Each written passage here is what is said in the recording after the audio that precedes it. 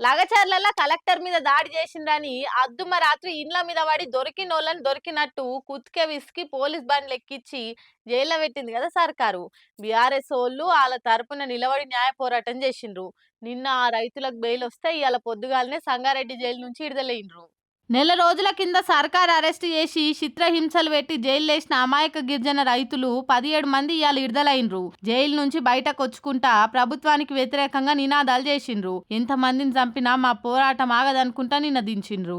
నెల తర్వాత బయటకు వచ్చిన రైతులను పట్టుకొని ఇంటోళ్ళంతా ఒక్క తీరుగా శోకం పెట్టలేదు. మాకి గతి పట్టించిన సర్కార్ సత్యనాశ అయిపోతుందని మమ్మల్ని ఏడిపించిన ఎవ్వరు బాగుపడరు, మా ఉసురు తలిగి కొట్టుకపోతారని ఎత్తు 7 దోషుల మన్ను పోసి శాపనార్థాలు పెట్టిండ్రు. మమ్మల్ని తొక్కి చంపినా మంచిది, మేమైతే మా భూములు ఇయ్యమని ఇప్పటికీ అదే మాట మీద ఉన్నారు. మరి మట్టిని నమ్ముకొని బతుకున్నోళ్ళ నోట్లే మన్ను కొట్టి పెద్దలకు వాళ్ళ భూములు దోషిపెట్టాలని చూసిన ఎంతో మంది చరిత్రలా ఏమైండ్రో అందరికీ ఏరుకున్న ముచ్చట్ని. ఈ కాంగ్రెస్ ప్రభుత్వానికి కూడా గసొంటి పరిస్థితి ఎదురుగాక తప్పదని అంటుర్రు. ఇక లగచర్ల రైతుల గోసలు దేశం దృష్టికి తీసుకపోనికే బీఆర్ఎస్ వాళ్ళు షానే దాన్లాడిండ్రు. ఢిల్లీలో రైతులతోటి దీక్ష చేపించిండ్రు, కేంద్ర మంత్రులను కల్పించిండ్రు, రాష్ట్రపతి దృష్టికి వీళ్ళకైన అన్యాయాన్ని తీసుకుపోయిండ్రు. ఇంకో దిక్కు కోటిల బాధితుల తరపున న్యాయ సహాయం చేసిండ్రు. అన్ని ఫలించి ఇవాళ రైతులకు బెయిల్ వచ్చింది. అటు జైలు నుంచి విడుదలైన పట్నం నరేందర్ రెడ్డి సార్ కూడా రేవంత్ ను ఇడిచేదేలే అని సవాల్ చేసిండు. ఇక్కడి నుంచి రేవంత్ పతనం షురు అయింది. కొడంగల్లా రేవంత్ పోటీ చేయాలంటే భయపడేటట్టు చేసినామని చెప్పుకొచ్చిండు.